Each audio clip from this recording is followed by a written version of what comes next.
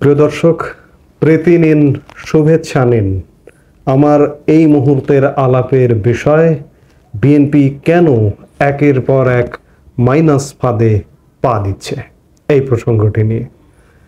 তার আগে বিএনপির ভারপ্রাপ্ত চেয়ারম্যান তারেক রহমান গতকাল মঙ্গলবার দেশের বিভিন্ন অঞ্চলে বিএনপির নেতাকর্মীদের প্রশিক্ষণ কর্মশালায় বক্তব্য দিয়েছেন। আমরা সেই বক্তব্যটি একটু পর্যালোচনা করি বা দেখি যে তিনি কি বলেছেন। বাংলাদেশের অধিকাংশ মানুষ বিএনপির সঙ্গে রয়েছে দাবি করে দলটির ভারপ্রাপ্ত চেয়ারম্যান তারেক রহমান বলেছেন, সেই সমর্থনের কারণে বিএনপির অনেকের হিংসার কারণ হয়ে দাঁড়িয়েছে এবং অনেক ষড়যন্ত্র শুরু হয়েছে। এটি আপনার সাফল্য। বিএনপির ভারপ্রাপ্ত চেয়ারম্যান তারেক রহমান এটিই বলবো এই মুহূর্তে আপনার সাফল্য। ষড়যন্ত্র শুরু হয়েছে এবং অনেকের হিংসার কারণ হয়ে দাঁড়িয়েছেন। এটি যদি উপলব্ধি করতে পারেন, বুঝতে পারেন, তাহলেই অনেকটা সমস্যার সমাধান হয়ে যায়। মঙ্গলবার কয়েকটি জেলায় যৌথভাবে আয়োজিত বিএনপির প্রশিক্ষণ কর্মশালায় ভার্চুয়ালি যোগ দিয়ে তারেক রহমান আরও বলেন, নির্বাচন চাওয়া কোনো অন্যায়ের বিষয় নয়। বিএনপি স্বচ্ছ স্বাভাবিক নির্বাচনে বিশ্বাসী। সুন্দর কথা বলেছেন। তিনি যোগ করেন, আগামীর যে নির্বাচন হবে তা অতীতের যে কোনো নির্বাচনের থেকে কঠিন হবে। এই যে এটিও যে বুঝতে পারছেন যে সামনের নির্বাচন খুব সহজে যে পুলসেরাত পার হওয়া যাবে না, এটিও বুঝতে পারাটা হচ্ছে আপনার সাফল্য। সেভাবেই নেতাকর্মীদের প্রস্তুতি নেওয়ার আহ্বান জানান বিএনপির ভারপ্রাপ্ত চেয়ারম্যান। এখন আসি বিএনপি কিভাবে একের পর এক মাইনাস ফর্মুলায় বা মাইনাসে পা দিচ্ছেন। বিএনপি আসলে যে রাজনীতি করছেন সেই রাজনীতি তারেক রহমান হয়তো পজিটিভ রাজনীতি করতে চাইছেন, কারণ 18 বছর ধরে ক্ষমতার বাইরে থেকে, প্রবাস জীবনে থেকে দেশে শাসন ক্ষমতায় থাকতে পারতেন, কিংবা দেশে একটা ভালো অবস্থায় থাকতে পারতেন, ভালো একটা রাজনীতি করতে পারতেন। প্রায় 17-18 বছর প্রবাস জীবন কাটাচ্ছেন। একটি দেশের প্রধান রাজনৈতিক দলের প্রধান নেতা এভাবে কাটানো কি ভালো লাগে? নিশ্চয়ই ভালো লাগে না। এই জন্য গত 5 আগস্ট পরবর্তী সময়ে তারেক রহমান তার কোনো বক্তব্যে কোনো উস্কানি পরিলক্ষিত হয়নি। তিনি ইতিবাচক রাজনীতিরই চর্চা করবার প্রাণপণ চেষ্টা করছেন। কিন্তু ওই যে দল হচ্ছে অসংগঠিত, নানা রকম বিচ্ছিন্ন বা নানা রকম নীতিহীন মানুষ দ্বারা গঠিত। এটি শুধু কেন্দ্রে না, আমি বলবো যে তৃণমূল পর্যায় পর্যন্ত এই যে প্রধান যে রাজনৈতিক দলগুলো, এগুলোর এমনটাই হয়। আওয়ামী লীগের ক্ষেত্রেও একই কথা প্রযোজ্য, বিএনপির ক্ষেত্রেও একই কথা প্রযোজ্য।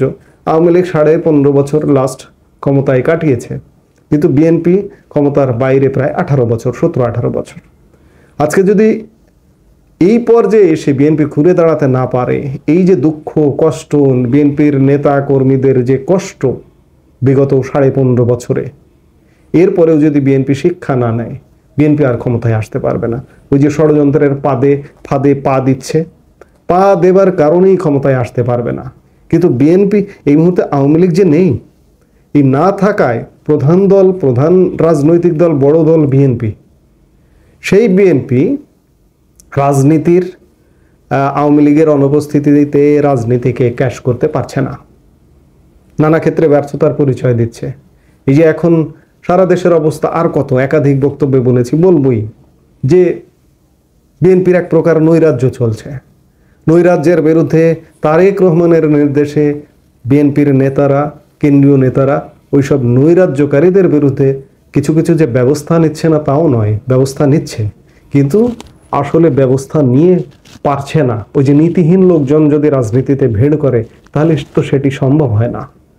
আমি বিএনপির এই মুহূর্তে একটা ব্যাপক প্রভাব আছে। এই যে বর্তমান সরকার, এই সরকার কিন্তু বিএনপির চাপেও অনেকটা ঘেমে যায়, কিন্তু ঘর্মাক্ত হয়ে যায়। তার প্রমাণ বিএনপি দেখিয়েছে। রাষ্ট্রপতি অপসারণ প্রশ্নে বিএনপি দ্বিমত পোষণ করলো, শুধুমাত্র অন্যতম কারণ ক্যান্টনমেন্ট এ ব্যাপারে দ্বিমত ছিল। রাজনৈতিক দল হিসেবে বিএনপি এ ব্যাপারে দ্বিমত ছিল, যার কারণে সরকার কিন্তু ব্যর্থ হয়েছে রাষ্ট্রপতি অপসারণ করতে।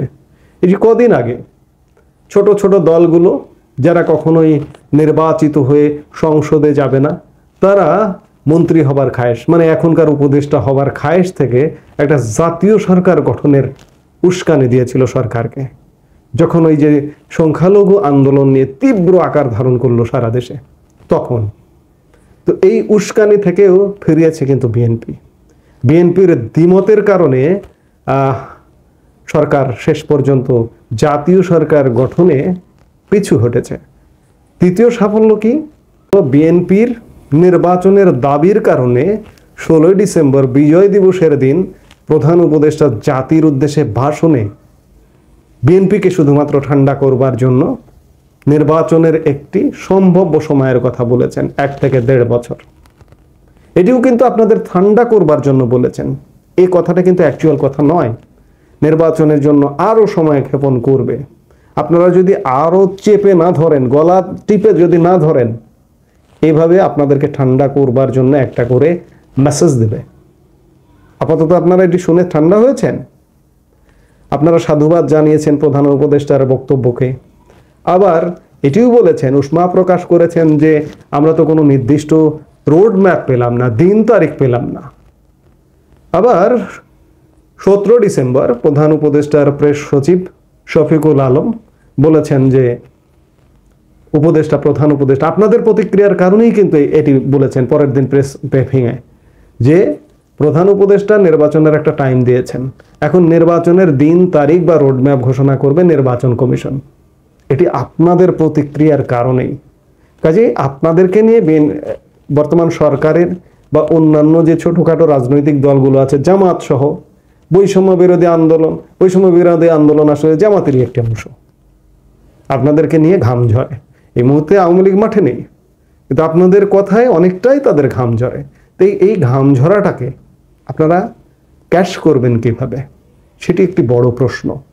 কারণ আপনারা ক্যাশ করতে পারছেন না, এবং শেষ পর্যন্ত পারবেন কিনা সে ব্যাপারে সন্দেহ আছে। 18 বছর ঠেকছেন, তারপরেও যদি আপনাদের উপলব্ধি না হয় তাহলে ভয়ানক বিপদ। আপনারা ক্ষমতায় আসতে পারবেন না, কিন্তু ক্ষমতায় আসবার খুব বেশি সমূহ সম্ভাবনা এখনো আছে। এই যে আপনি জনপ্রিয়তার, তারেক রহমান বিএনপির ভারপ্রাপ্ত চেয়ারম্যান তারেক রহমান বলছেন যে বিএনপির জনপ্রিয়তায় অনেকে হিংসা করে, ষড়যন্ত্র হচ্ছে। হ্যাঁ, জনপ্রিয়তা ছিল কবে? 5 আগস্ট পরবর্তী সময়, অল্প কয়েকদিন, কিন্তু সেই জনপ্রিয়তা ইতিমধ্যেই হারিয়ে গেছে। এখন প্রশ্ন হচ্ছে যে আওয়ামী লীগ এই মুহূর্তে মানুন আর না মানুন প্রচণ্ড জনপ্রিয় দল হিসেবে আবির্ভূত হয়েছে মাত্র কয়েক মাসের ব্যবধানে। কি কারণে? অন্তর্বর্তীকালীন সরকারের ব্যর্থতা, আপনাদের সারা দেশের নেতাকর্মীদের চাঁদাবাজি, দখলবাজির কারণে আওয়ামী লীগ জনপ্রিয় হয়ে উঠেছে। কিন্তু প্রশ্ন আছে, জনপ্রিয় হলেই কি ক্ষমতায় আসতে পারবে? সে জায়গায় বড় প্রশ্ন, মোটা দাগে প্রশ্ন আছে, কেন আসতে পারবে না? এই যে এত জনপ্রিয়তা, তারপরেও আওয়ামী লীগ মাঠে সরাসরি কোথাও এখন পর্যন্ত দাঁড়াতে পারছে না, এবং আওয়ামী লীগের যে স্ট্রং একটা নেতৃত্ব তৈরি করবার প্রচেষ্টা, সেটি এখনো পরিলক্ষিত হচ্ছে না। যার কারণে রাস্তায় এসে রাজনীতি করে, নির্বাচন করে, নির্বাচনে বিজয়ী হয়ে ক্ষমতায় যাওয়া, এটি অনেকটা কঠিন। এই ব্যাপারে ভারতীয় অনেক বিশ্লেষকও বলেছেন। আমাদের দেশে রাষ্ট্রদূত ছিলেন এমন ব্যক্তি পিনাক রঞ্জন বলেছেন যে সহসাই আওয়ামী লীগের ক্ষমতায় আসাটা কঠিন। এই যে এসব কারণে, কারণ আওয়ামী লীগ তো দাঁড়াতেই পারছে না। নির্বাচন শুরু হয়ে গেল, আওয়ামী লীগকে অংশগ্রহণ করতে দিল, কিন্তু আওয়ামী লীগকে যদি ধরপাকড় করে বা এই ধরনের অত্যাচার নির্যাতন করে, তাহলে আওয়ামী লীগ কিভাবে নির্বাচন করবে? তবে এ কথাও উড়িয়ে দেওয়া যায় না যে আওয়ামী লীগের কোনো ক্যাম্পেইন করাও লাগবে না। ক্যাম্পেইন না করেই আওয়ামী লীগ হয়তো বিজয়ী হতে পারে, এই সম্ভাবনাও কিন্তু উড়িয়ে দেওয়া যায় না। এই যে আপনি আপনার বক্তব্যে একটি কথা বলেছেন যে আগামীর যে নির্বাচন হবে তা অতীতের যে কোনো নির্বাচনের থেকে কঠিন হবে, এটি কিন্তু একদম সঠিক কথা বলেছেন। আওয়ামী লীগের কোনো ক্যাম্পেইনই করা লাগবে না, এমন পরিস্থিতি কিন্তু তৈরি হয়েছে। কারণ এই যে বর্তমান সরকারের ব্যর্থতা এবং আপনাদের নেতিবাচক কর্মকাণ্ডে, ভারপ্রাপ্ত চেয়ারম্যান আপনার সদিচ্ছা আছে, আপনি এই যে কষ্ট করছেন প্রবাসে, কে চায় নিজের একটা ক্ষেত রেডি আপনার নিজ দেশে, সেটিকে আপনি কাজে লাগাতে পারছেন না আপনার নেতাকর্মীর কারণে। তো কাজেই এখনো সময় আছে, নির্বাচন নিয়ে, নির্বাচনের সুস্পষ্ট দিন তারিখ নিয়ে আপনারা সরকারের কাছে জোর দাবি জানান। কিসের 1 বছর 1.5 বছর, কিসের সংস্কার? সংস্কার করে দিয়ে যাবে, সেই সংস্কার রাজনৈতিক সরকার এলে থাকবে, আপনারা ক্ষমতায় এলে থাকবে, কিংবা আওয়ামী লীগ যদি ক্ষমতায় আসে সেটি থাকবে? যেখানে সংবিধান থাকছে না, সংবিধানের মতো মহাপবিত্র একটি জাতির জন্য, একটি দেশের জন্য, যেখানে সংবিধান নিয়ে কাটাছেঁড়া সার্জারি করবার একটা অপচেষ্টা চলছে, সেখানে কিসের সংস্কার? আপনারা বলেন আপনাদের বক্তব্যে যে সংস্কার একটি নিয়মিত প্রক্রিয়া, এটি রাজনৈতিক দল এবং নির্বাচিত প্রতিনিধি করবে, সঠিক বলেন। কারণ আজকে সংস্কার হলো, আগামী 2 বছর পর কি সংস্কার হবে না? সময়ের প্রয়োজনে, রাষ্ট্রের প্রয়োজনে, জনগণের প্রয়োজনে যে কোনো সময় সংস্কার হতে পারে, সংশোধনে আসতে পারে। এগুলো হচ্ছে শুধুমাত্র টাইম কিল করার একটি ফর্মুলা নিয়েছে, যে এই সংস্কার করে টাইম কিল করব। আপনাদেরকে বলেছে যে 1 থেকে 1.5 বছরের মধ্যে নির্বাচন হবে, 2025-এর শেষ অথবা 26-এর প্রথমার্ধে। এই সময়টি আরও বাড়বে আপনারা যদি কঠিন না হন। আরেকটি বিষয় বলবো যে আপনারা কূটনৈতিকভাবে আপনাদের বিপদ ডেকে আনছেন। কিভাবে?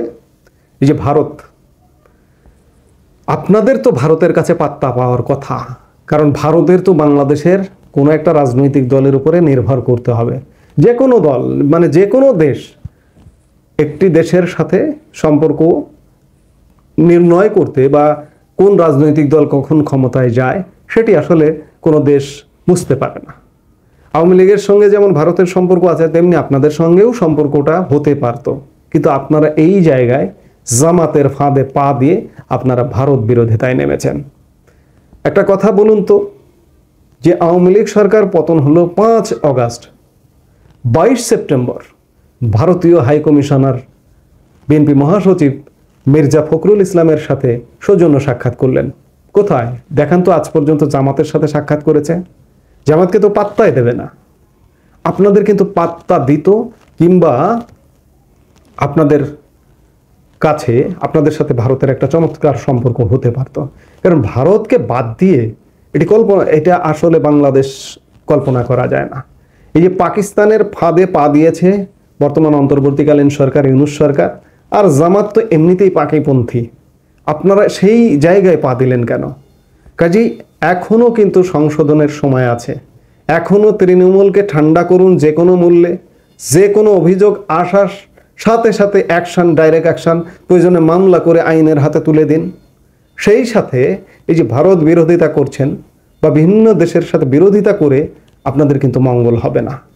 আমার মনে পড়ে এবছরের এই 24 এপ্রিল মাসে রিজভী আহমেদ, সিনিয়র যুগ্ম মহাসচিব, গায়ের চাদর রাস্তায় ফেলে পুড়িয়ে দিলেন।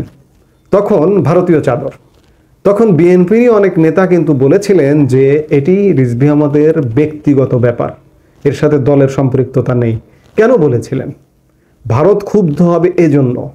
কিন্তু আজকে এমন পরিস্থিতি এসছে যে এখন সারা বাংলাদেশ ক্ষুব্ধ হচ্ছে পাকিস্তানের উস্কানিতে। সরকার ভারতকে ক্ষুব্ধ করছে, জামাত ভারতকে ক্ষুব্ধ করছে, আপনারাও তাদের ফাঁদে পা দিয়েছেন। এই জায়গায় তো আপনাদের ইতিবাচক ভূমিকা রাখার একটা সুযোগ ছিল, ভারতের কাছে যাবার সুযোগ ছিল।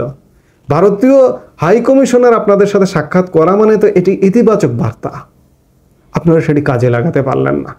ওই যে রিজভী আহমেদ যে মার্চ বা এপ্রিলে গায়ের চাদর পুড়িয়ে দিলেন, কেন পুড়িয়ে দিলেন? আপনাদের কি মনে হচ্ছে ভারত আপনাদেরকে পাত্তা দেবে না, এই জন্য ভারত বিরোধিতা করছেন আজকেই? তবে এটিও বলে রাখি যে আপনাদের নেতৃত্বের আসলে সমস্যা আছে। আজকেই বিজেপির প্রধান নেতাদের কেউ, অমিত শাহ বা এই লেভেলের কেউ, নরেন্দ্র মোদী প্রধানমন্ত্রী, তিনি হয়তো কেউ আপনাদের ফোন করলো, করে আপনাদের ভারতে ডাকলো এবং ডেকে মাথায় হাত দিয়ে আপনাদের বলল যে আমরা আপনাদেরকে চাই, বাংলাদেশের রাজনীতিতে আওয়ামী লীগ যেমন আছে আপনাদেরকেও চাই। আপনারা নিশ্চিতভাবে বলতে পারি ভারত বিরোধিতা ছেড়ে দেবেন, কিন্তু ভারতের সাথে সম্পর্ক উন্নয়ন বা সম্পর্ক রাখার ক্ষেত্রে ভারত কিন্তু এগিয়ে এসেছে, আপনারা এগিয়ে যাননি, আপনারা পিছিয়ে গেছেন। অর্থাৎ আপনারা এক প্রকার ফাঁদে পা দিয়েছেন। এইসব ফাঁদে পা দেবার কারণে 18 বছর ক্ষমতার বাইরে আছেন, আরও 18 বছর ক্ষমতার বাইরে থাকতে হতে পারে। কিন্তু কিন্তু আশার কথাও বলি, ইতিবাচক কথাও বলি যে আপনারা ক্ষমতায় আসার সমূহ সম্ভাবনা আছে। এখন যে রাজনীতির মাঠটা আছে, এই মাঠে যদি সঠিক সার পানি দিয়ে ফসল লাগান, সেই ফসল কিন্তু সুন্দরভাবে ঘরে তুলতে পারবেন। যদি 1 বছর পরেও নির্বাচন হয়, 1 বছর যথেষ্ট সময়, এটি কাজে লাগানোটাই হচ্ছে আপনাদের জন্য সবচেয়ে ইতিবাচক ব্যাপার। আমরা চাই আওয়ামী লীগ শক্তিশালীভাবে থাকুক, বিএনপিও শক্তিশালীভাবে থাকুক। কিভাবে? ক্ষমতায় যাক আর বিরোধী দলে যাক, শক্তিশালীভাবে। সেটা আওয়ামী লীগও যদি বিরোধী দলে যায়, যেন শক্তিশালীভাবে থাকে, এককভাবে। একদলীয় শাসন যেন বাংলাদেশে কোনোভাবেই কাম্য না হয়। কারণ একদলীয় শাসন ব্যবস্থার প্রভাব আমরা দেখেছি, কিন্তু বারবার দেখতে চাই না। বিএনপি স্বাধীনতার পক্ষেরই একটি দল বলেই আমরা মনে করি। কারণ বিএনপি প্রতিষ্ঠাতাই একজন বীর মুক্তিযোদ্ধা। অনেক নেগেটিভ কথাবার্তা আছে, নেগেটিভ সমালোচনা আছে। বিএনপির শত শত হাজার হাজার লক্ষ লক্ষ মুক্তিযোদ্ধা আছেন, অনেকে মারা গেছেন, এখনও জীবিত আছেন হাজার হাজার মুক্তিযোদ্ধা। তো কাজেই বিএনপিকে তো স্বাধীনতা বিরোধী শক্তি আমরা মনে করি না আজও। সেই জায়গাটা এবং দেশের মানুষের অন্ততপক্ষে একটু পালস গুনবার চেষ্টা করুন। বাংলাদেশের স্বাধীনতা মুক্তিযুদ্ধকে অবমাননা করবে যে বা যারা, এই যে 16ই ডিসেম্বর বিজয় দিবস গেল, কিভাবে গেল দেশের মানুষ জানে। তাদেরকে কিন্তু বাংলাদেশের মানুষ গ্রহণ করবে না। এই জায়গাগুলোতে আপনাদের রাজনীতি করবার যথেষ্ট সুযোগ ছিল এবং এখনও সুযোগ নেই, এটি উড়িয়ে দিচ্ছি না। এখনও এই সুযোগটা কাজে লাগানো যায়। এই সুযোগ যদি কাজে না লাগান, তাহলে কঠিন হয়ে যাবে ভবিষ্যৎ। এই দেশ এই ধরনের ভিন্ন, যারা দেশ বিরোধী, স্বাধীনতা বিরোধী, মুক্তিযুদ্ধ বিরোধী, তাদের হাতে চলে যাবে। কাজেই আমরা আশা করব বিএনপি এই সময়কে কাজে লাগাবে, এই টার্নিং পয়েন্টকে কাজে লাগাবে। এই মুহূর্তে এ পর্যন্তই। সবাই ভালো থাকুন, সুস্থ থাকুন। আমার স্বাধীনতা মুক্তিযুদ্ধের স্লোগান জয় বাংলা। আমাদের ভিডিওগুলো নিয়মিত পেতে সাবস্ক্রাইব করুন Sajjad Kadir and the legends YouTube channel এবং লাইক, কমেন্ট, শেয়ার করে সাথে থাকুন।